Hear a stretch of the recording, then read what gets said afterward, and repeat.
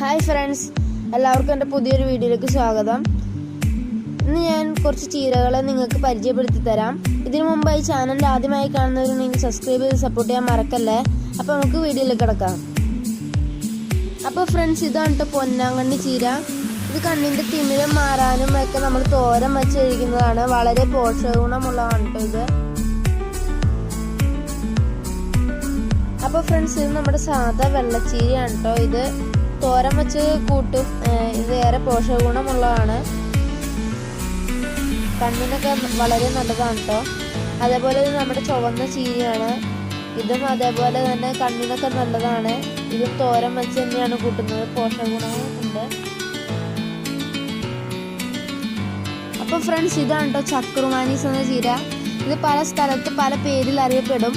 അപ്പം നിങ്ങളുടെ നാട്ടിൽ എന്നാ പറയണേന്ന് താഴെ കമൻറ്റ് ചെയ്യണേ. അതുപോലെ തന്നെ ഇത് തോരൻ വെച്ചാണ് കൂട്ടുന്നത്. ഇതേറെ പോഷകഗുണമെന്നുള്ളതാണ്.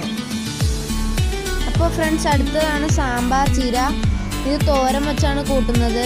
ഏറെ പോഷകഗുണമുള്ളതാണ്.